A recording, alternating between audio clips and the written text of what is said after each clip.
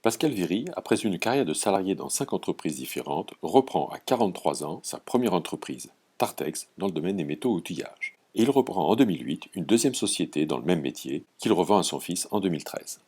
J'ai pris ma retraite le 1er janvier 2014 et il fallait que je vende la deuxième entreprise puisque mon fils n'était pas intéressé.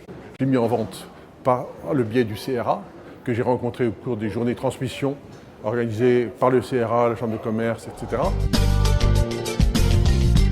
C'était une niche profitable à Paris et pour un prix de vente qui était accessible à une personne physique. J'ai eu nombreux contacts et par le CRA, j'ai eu une quinzaine de candidats repreneurs. J'ai retenu 3-4 dossiers et finalement, pour sélectionner une repreneuse. Cette personne m'a convaincu qu'elle voulait aller au bout. Elle m'a convaincu qu'elle était passionnée par cette entreprise, attirée par cette entreprise. Et tout le processus, elle maîtrisait le processus d'acquisition et la confiance est très vite établie entre nous deux.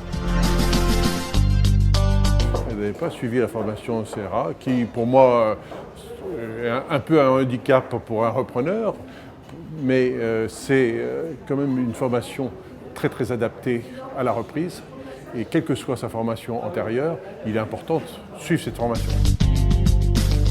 Maintenant que j'ai démarré une activité de délégué au CRA, j'ai suivi cette formation qui est vraiment un plus apporté par le CRA.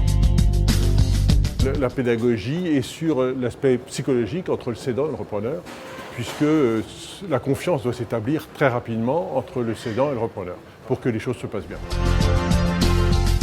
Oui, la passion de l'entreprise, d'une part, et puis le souci que la transmission se passe bien entre repreneur et cédant, c'est une étape importante dans la vie de l'entreprise. Oui, c'est le maintien de l'emploi, défense de la vie d'entreprise aussi, puisque la transmission est un moment sensible dans la vie d'entreprise.